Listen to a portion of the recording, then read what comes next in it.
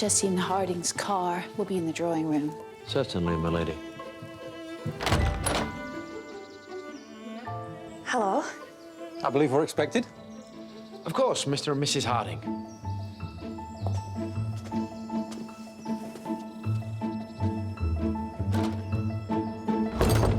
Would you like to leave your coats? Gwen? It is you, isn't it?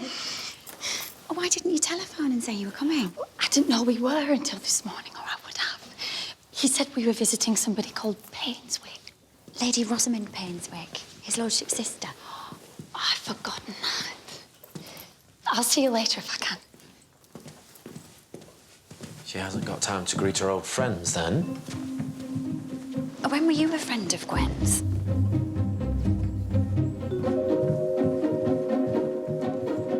We're so pleased to see you. I want to hear all about Hillcroft. Why did you first get involved? Naturally, I'd be happy to take as much of the credit as possible, but it was really Mrs. Harding's idea. What was it that drew you to the work they were doing? Forgive me, but have we met? Oh, I don't think we've met exactly. Tell us more about Hillcroft. Well, you see, I never had any higher education, and so... Oh, who did? All we were taught was French, prejudice and dance steps. But who's Gwen? Well, she was a housemaid here before the war. She got away to be a secretary. Now she's having lunch upstairs while we're still stuck down here. What does his lordship think?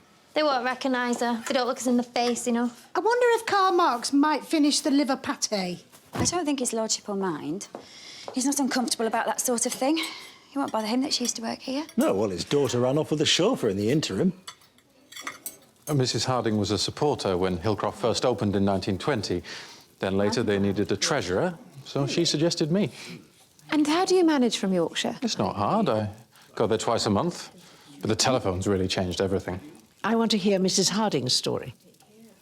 Well, it was the telephone that changed everything for me, too.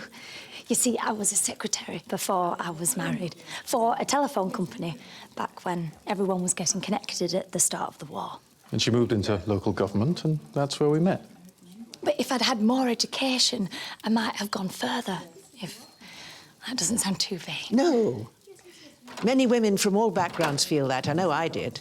I was a nurse, but why couldn't I be a doctor? Barrow, is that luncheon? It is, my lady.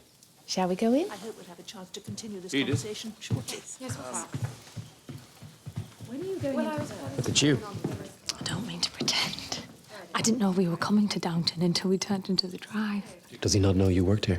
He knows I was a housemaid, so there's no pretence. But by the time we met, that was all in the past. I want to talk. I married the boss's daughter.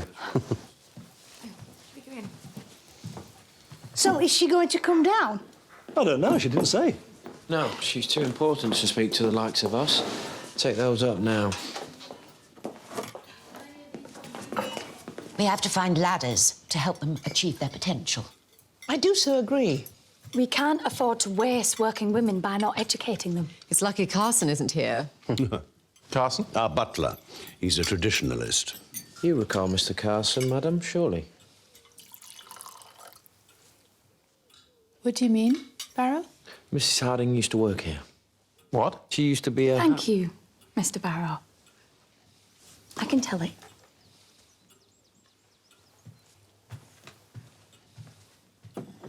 But I used to be a housemaid here for a couple of years before the war. Here?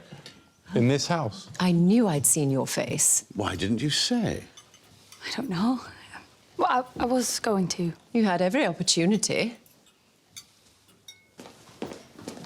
Oh, you can take the pudding and Andy can carry the cream. How's it going? Mr. Barrow just landed her in it.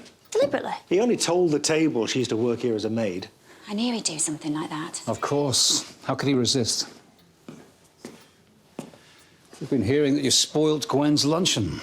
Good work. I couldn't have known she was planning to lie her way through it. That's not it, though, is it? You resent her luck. You're jealous. Jealous. Why? Because I dedicated my life to service and I'm about to be thrown out on my ear when she scarpered first chance she got and now she's lunching in the dining room. Why would that make me jealous, Mr. Bates? His lordship won't like it. You're trying to wrong-foot her. Well, we'll see. I know Lady Mary didn't like me being made a fool of. Now, in case I have to remind you all again, I am the butler. So please get on. It seems marvellous to me. You leave service, go into government. Now you're married to a prominent man. 20th century story. I agree. Welcome back. I just feel stupid for not recognizing you. Why should you? We never spoke. You worked here for 2 years and we never spoke to you. We're the ones in the wrong. No, I didn't mean it like that. It was a good job. But not good enough to stay. I didn't want to be in service my whole life, that's all. So you found an opportunity and took it. Bravo. Oh, but I didn't find it. Lady Sybil found it. Sybil helped you. Yes. But she did everything. She looked out for the jobs, lent me clothes, drove me to the interviews. But one time, I remember the horse went lame and we both got stuck in the mud and the talking we had to do when we got back. I remember we were so worried, but she never said a thing about you. It was our secret pact. And then one day she cornered the man who was installing the telephone here and that's how I got my first job in business. She wouldn't let me into the library while you met him, so that was you. Did you keep in contact? Christmas cards and such. And then I heard the news. I'll never forget her. Her kindness changed my life. What a lovely way to remember her. She was a lovely person. Darling Sybil. Thank you, Barrow, for reminding us of Mrs. Harding's time here. My pleasure, my lady.